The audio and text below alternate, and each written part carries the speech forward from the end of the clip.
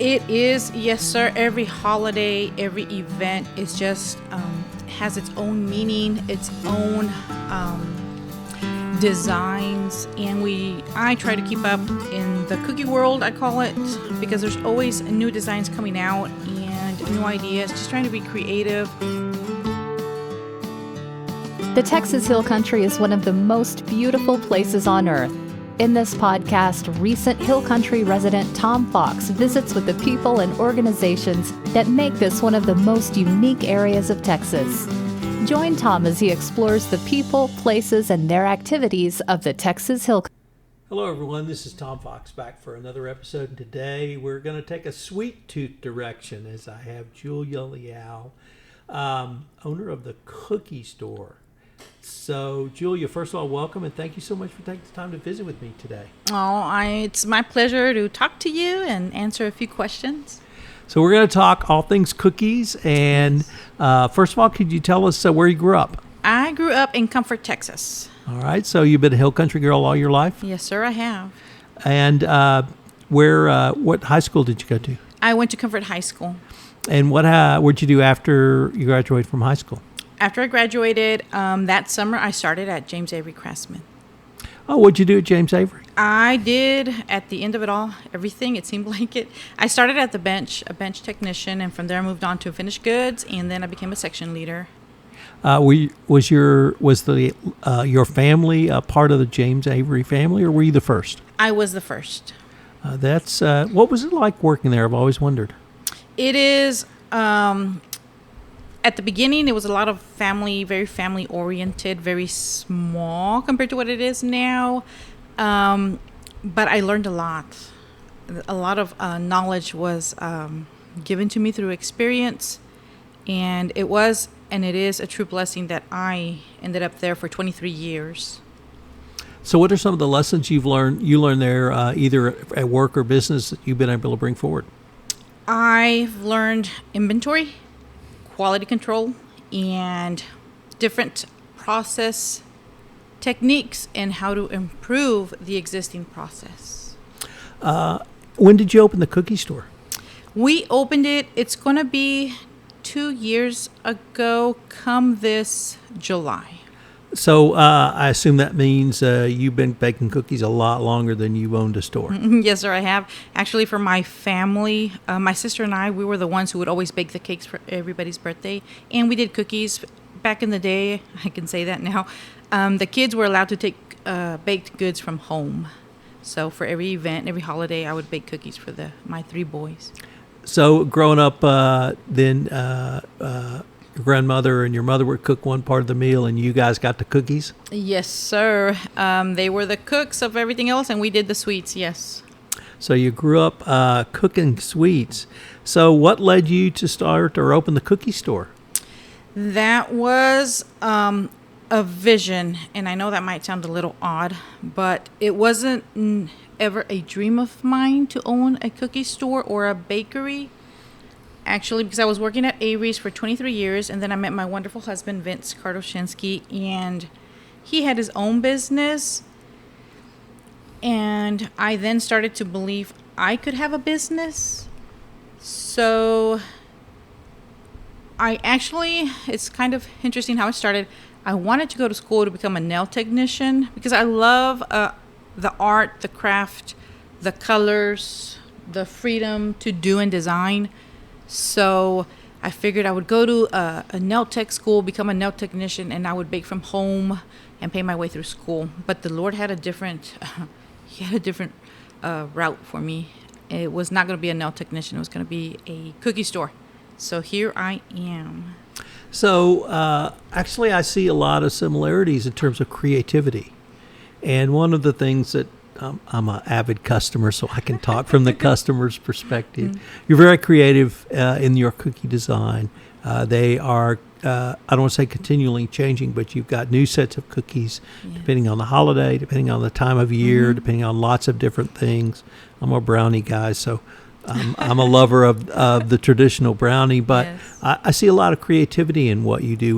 Would that be a fair assessment of your work for the bakery? It is, yes, sir. Every holiday, every event is just has its own meaning, its own designs, and I try to keep up in the cookie world, I call it, because there's always new designs coming out and new ideas, just trying to be creative, not so much jump on the new thing, but just being creative and offering a variety of different designs for people to be able to just come in and buy one or two if they don't want to place the huge order. And our next event, we just finished Easter. I love Easter. I love all the colors.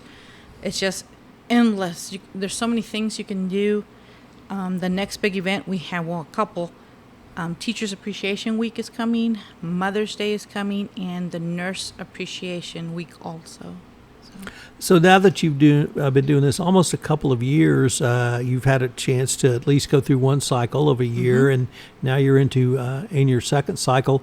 You mentioned really your love of Easter and around the colors, and I assume the church as well. But are there any other times of year that you really enjoy from the baking perspective? Oh my, Christmas! Christmas has to be the ultimate. And yes, you are correct. It's faith. Our faith is first.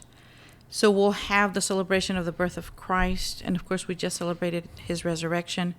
But we also offer the Christmas trees, the presents, all the different designs available to everybody to choose from. But Christmas is so meaningful for us. And just the joy that is in that season is just, it fills our hearts up. I know my husband too, he's in the background, but both of us, it's just the joy that we feel in creating and offering all the different designs. You mentioned people coming in and purchasing, one or two cookies or perhaps a few more, and then perhaps people placing a large order. So I've not placed a large order, so I'm going to focus on people that come in and just buy a few. Because, as I said, I've been one of those several times. But the thing that struck me was you almost seem to have a personal relationship with every customer. And the other thing is, once somebody comes in here once, you remember them. And so I wanted you to talk about that part of your business and really that personal touch I see you bring, not just to me, but to really every customer I've seen you around. I try. It's so awesome. And yes, we do have relationships with our customers. It's amazing how we have some relationships that are stronger than others. And it's just for a few minutes that we get to encounter that time with people. And I know them more through their cookies, what they order, what they like to order. For example, you're the brownie guy. And we have the chocolate chip people, and it's just, give me the cookie you ordered or that you bought, and I'll remember you. But I consider it a true blessing. We have so many people that have come in here. I know one of my nurses, I call them my nurses, just to kind of unload with the pressures of the world. And if I can listen, I do, because I believe people, more than anything nowadays, are just wanting to talk to somebody who can listen. And I don't need to have an answer. I don't need to make a judgment. I don't need to give my opinion, but just truly listen. And it's just very, very special to me. Those moments are so intimate. And in those moments, I know the reason that I am here. The other thing that I really never experienced till I came into your store, it's the following. Been to a lot of bakeries in my life, bought lots of larger orders or cakes or pies or things. And sometimes in those, you see people under a lot of stress. They need something about a time deadline, or they need it to be perfect. When I come in here, I don't get that sense of pressure.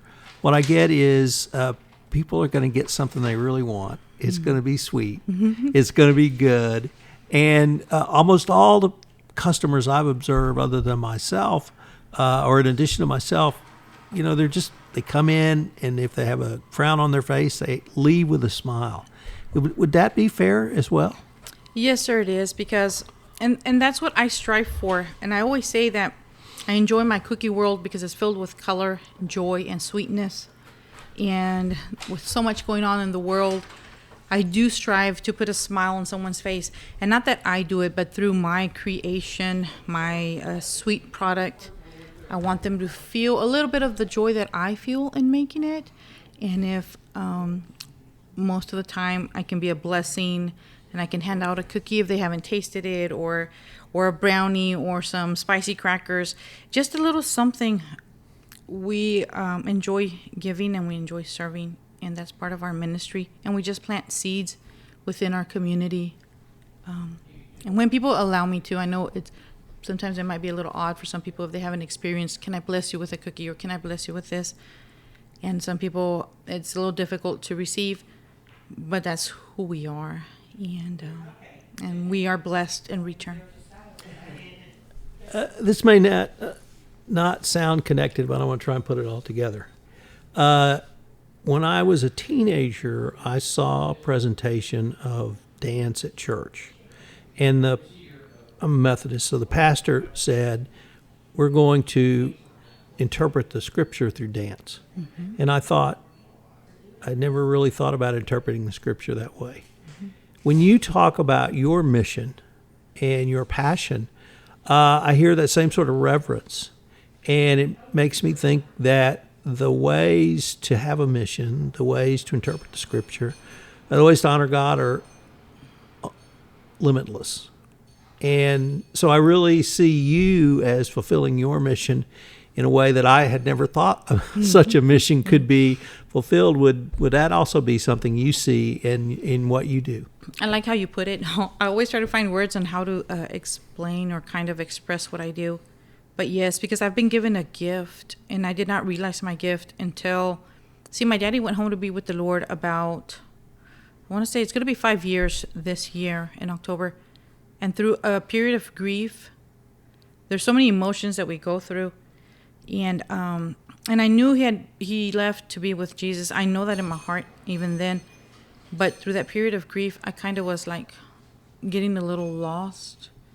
And my husband, he can take care of himself. My youngest, he can take care of himself. So I really wasn't like needed to keep my mind busy and occupied. So I had a lot of free time. So I decided, okay, I haven't baked in a while. I'm going to bake. And from there, I baked 3 different types of cookies, and I posted them on Facebook, and it took off. So out of that moment of grief and sadness and kind of getting away from my faith, I was able to come back through baking, and people enjoyed that, and they saw what I could do. So yes, it's a gift that the Lord has given me, and that's how I discovered it, and I want to share it. I want to share it with the world, and I'm able to do it here in Kerrville, Texas, and the surrounding hill country. Do you have commercial customers or people who might come in and make large orders for pickup later?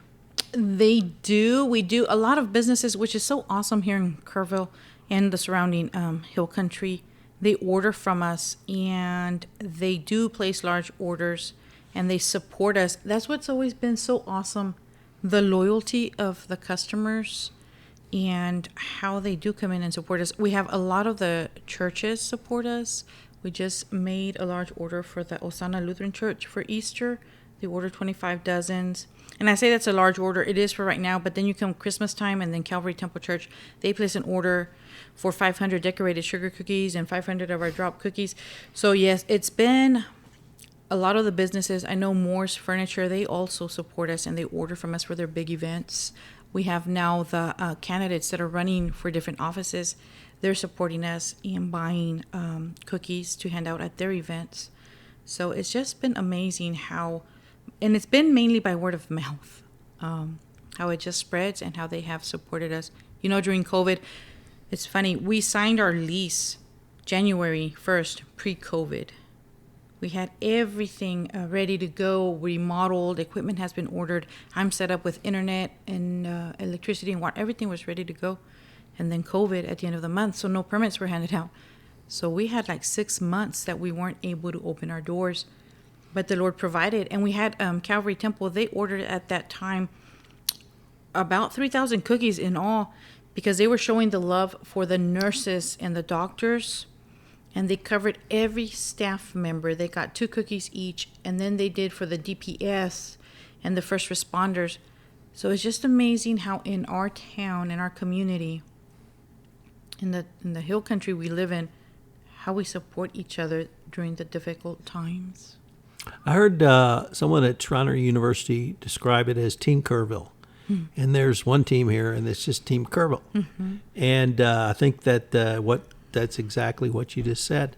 Are you on Facebook or other social media?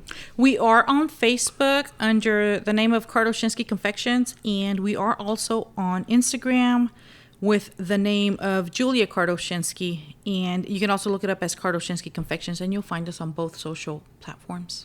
And if someone wanted to come by the store, where are you located? We are located, I always say, right behind the mall, and our address is 204 Coley Drive, Suite 300. You know, I say it's next to the car wash. Everybody does too. I know. Well, Julia, I wanted to thank you for taking the time to visit with me. This has been a ton of fun for me, fascinating to explore your mission, your faith, your cookies, and what you bring to this community, and keep it up. Oh, sir. Well, thank you so much. It's been a pleasure speaking to you, and thank you for allowing me to share what I do and why I do it. And it's just, I am truly blessed. I love telling stories, and the Hill Country Podcast is designed to do just that. If you have a story you'd like to tell, I'd love to sit down and visit with you. Please contact me at tfox@tfoxlaw.com, and I'll sit down and visit with you for an episode of the Hill Country Podcast. The Hill Country Podcast is designed to tell the people, places, and things that make this the most unique part of Texas.